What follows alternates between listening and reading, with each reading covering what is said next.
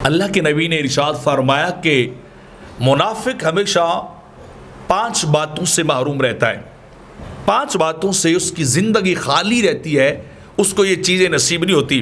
پہلی بات آپ نے ارشاد فرمائی کہ دین کی سمجھ اور بوجھ. دین کے اندر تفقہ کبھی کسی منافق بندے کو حاصل نہیں ہوتا، بلکہ وہ اس نعمت سے محروم رہتا ہے کہ اسے دین کی سمجھ بوجھ آ جائے، دین سے بے بہرا رہتا ہے. اور دوسری چیز میرے آقا نے فرمائی کہ منافق تقوی سے بھی محروم رہتا ہے.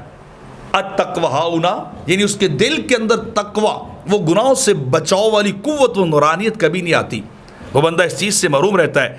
اور تیسری چیز میرے آقا فرماتے ہیں کہ منافق ہمیشہ ہنستے مسکراتے چہرے سے بھی خالی ہوتا ہے، پریشان اور سرگردان رہتا ہے، اسے خوشی ہیپینس کبھی نصیب ہی نہیں ہوتی اس کی منافقت اور پریشانی کی وجہ سے.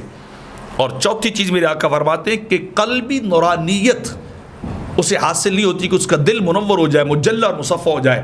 وہ اس منافقت کی نحوست کے اندر ہی غرق رہتا ہے، اسی کے اندر ہی غلطان رہتا ہے، تو اسے قلبی نورانیت بھی حاصل نہیں ہوتی. اور پانچویں چیز میرے آقا فرماتے ہیں کہ مسلمانوں کے ساتھ باہمی الفت اور محبت اور پیار بھی کبھی منافق کو حاصل نہیں ہوتا. منافق اس جو معاشرتی طور پر سوسائٹی کے لیے جو آپس میں ریلیشن ہوتا ہے، محبت اور پیار مسلمانوں کو ہوتا ہے. المومنون انما المومنون اخوہ، المومنون اخوہ، کہ مومن بھائی بھائی ہیں، وہ اس چیز سے بھی محروم ہوتا ہے، وہ چیز حاصل نہیں کر سکتا. تو یہ 5 چیزوں سے جو بندہ منافق ہوتا ہے، اللہ اس بندے کو محروم کر دیتا ہے.